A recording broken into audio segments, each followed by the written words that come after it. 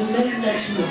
Puisqu'on vous dit, bon, il y a les esprits, il y a les dieux, les grands, les moyens, les petits, il y a les femmes et les hommes de l'autre monde, mais que nous-mêmes, une fois qu'on est possédés, on passe dans l'autre monde, et là commence la deuxième partie de notre vie. Celle sur elle était la plus dure, la plus compliquée. Là, on passe dans la meilleure, dans la plus agréable, et tout va continuer. Et pour fêter cette fête de sa main, eh bien, les fêtes faisaient donc, comme toujours dans une fête, un sacrifice. Je vous rappelle, il ne faut pas imaginer forcément non plus déjà égorgé. La messe est un sacrifice, toute fête qui met en cause une communauté. Une fête, c'est le moment où on se relie autant possible, c'est le moment où on se relie au grand temps qui passe. Donc toute fête demande à ce qu'on marque cette liaison avec les puissances supérieures. Donc il y avait un sacrifice célébré par les druides. Il y avait le rassemblement de toute la population, la classe druidique, la classe guerrière et royale, et la classe de tous les producteurs.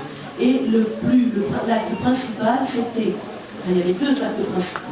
Les cours de justice, parce que quand on finissait l'année, et qu'on allait en commencer une nouvelle, il ne fallait rien laisser traîner. Donc tous les jugements à donner, tous les actes légaux à entériner, eh bien il fallait que tout ça se règle à ce moment-là pour commencer la nouvelle année claire, propre et l'esprit libéré. Et surtout, il y avait exactement ce qui nous réunit aujourd'hui, eh bien il y avait un grand banquet. Le banquet sur tous les guerriers, où hommes et femmes mangeaient séparément, où dans les citadelles on faisait des feux énormes, on faisait rôtir, cuire, bouillir, on faisait des sauces riches, et on mangeait ce qui était sacré, c'est-à-dire la chair du cochon, du porc, du sanglier, qui est l'animal sacerdotal, qui est l'animal lié à la fonction religieuse chez les Celtes, et on buvait, devinez quoi? Ah oui, vous pouvez le dire plus fort. Voilà, on buvait de la bière est la boisson du guerrier. Le druide boit plutôt de l'hydromel, et puis plus tard, quand ils ont eu les moyens, ils ont commencé à se plaindre du vin qu'il fallait faire venir, surtout en Irlande, de régions un peu plus tempérées. Et ce qu'on constate, c'est que cette fête, eh bien cette fête, elle reste, c'est le moment où on rejoint une vieille année qui meurt, une nouvelle année qui naît.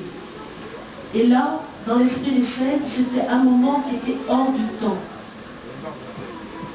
Et ces 3 jours hors du temps, c'était aussi le moment où le monde surnaturel, quel qu'il soit, et le monde humain voyaient s'abolir leurs frontières. C'est-à-dire que le voile qui les sépare, et qui est toujours assez mince pour que les gens de l'autre monde puissent voir le monde des hommes, à ce moment-là, il devient tellement ténu, tellement inexistant, que les hommes peuvent à leur tour passer chez les dieux.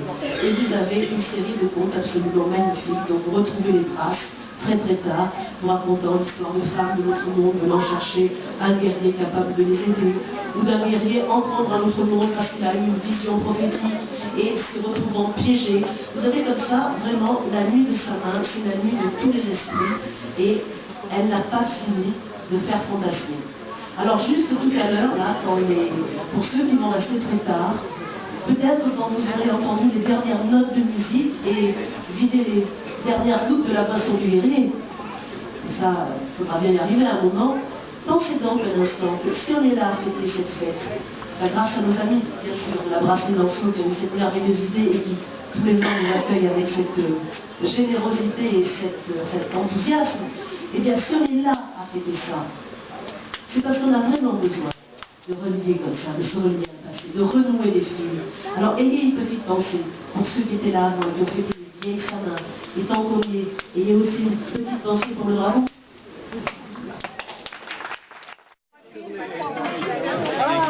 Vous êtes nombreux? Combien il y a des bénévoles? Combien? 112, je ne sais pas combien, je ne sais pas du tout. Elle va pouvoir vous dire, la dame là. Je pose la question. 120, 130 à peu près. Que d'ici, de Roque Saint-André? Du Roque Saint-André, des associations du Roque Saint-André, le football, le basketball et l'école. Et le centre de loisirs. Et chaque année, vous mobilisez toutes les associations de votre section? Tout à fait. C'est la 3e année. Et vous êtes la présidente de... Je suis juste la présidente de l'appel de l'école. Il y a un président qui s'occupe de... Oui, il y a le président du club des écureuils. Et c'est lui qui gère l'ensemble des associations? Tout à fait. Alors qui s'appelle comment? Jean-Pierre Geffroy. Voilà. Il était là tout à l'heure. Hey,